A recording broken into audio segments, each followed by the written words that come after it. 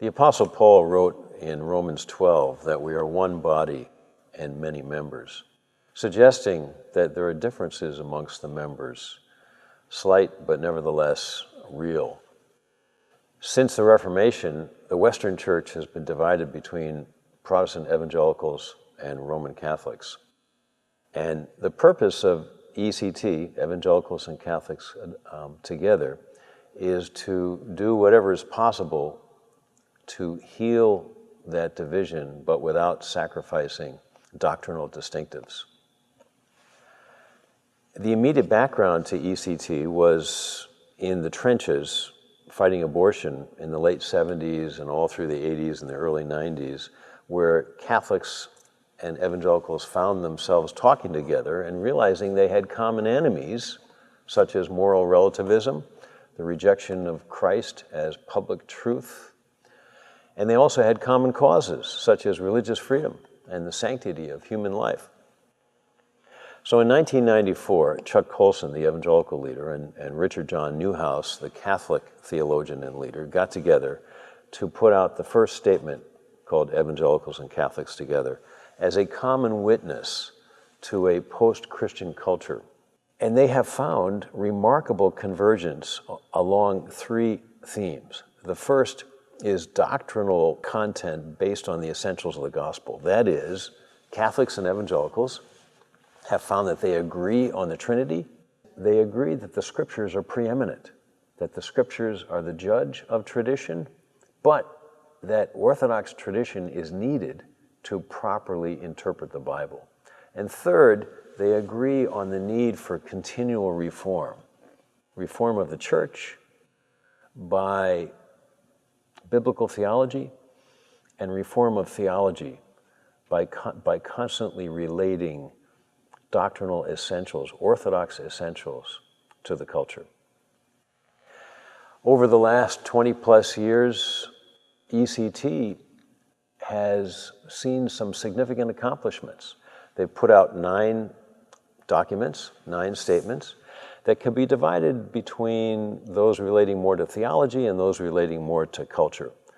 Perhaps the most important one was in 1997, the statement on salvation, and particularly on justification, which is the doctrine that most divided Catholics and Protestants, you could say, in the 16th century Reformation.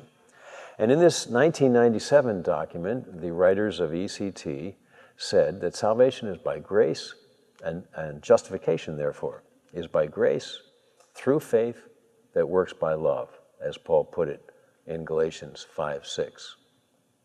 And in 2009, they put out a statement on Mary, where they agreed that Mary was the Theotokos, the bearer of the one who is God, as the Council of Ephesus put it.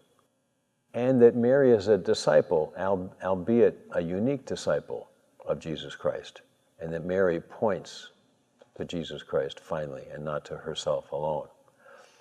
And then there was a second set of statements related more to culture. So one on the sanctity of human life, one on religious freedom, one on marriage more recently in 2015. Now, Timothy George is the present evangelical leader of Evangelicals and Catholics Together. He came on very shortly after the beginning in 1995 and took the place of Chuck Colson when Chuck Colson died in 2009. The Catholic leader is Thomas Guarino at Seton Hall. And so Timothy George and Thomas Guarino have been the leaders of the conversation ever since, the dialogue, and have been the co-editors of the statements and also of the books that have proceeded from these dialogues. I came on just about yesterday in 2015 and have participated for the last year and a half in the newest statement that we are working on that answers the question, what is Christianity? And our audience is both the church and the larger secular culture. My hope for the future of ECT is that we would make one small step toward the unity that Christ prayed for in John 17:21, where he said, "May my followers be one, so that the world may believe. So it seems to me that Christ was calling not just for some invisible unity, but for a visible unity that the world would see and that would have an impact upon the faith of the world. So I hope and pray that in the future, ECT helps continue to clarify our differences between Catholics and evangelicals. And by clarifying the differences, that we would remove misunderstandings that have created unnecessary divisions, that we would acknowledge one another as disciples of Jesus Christ, and thereby that we would make a common witness, as much as is possible, to Jesus Christ and his gospel.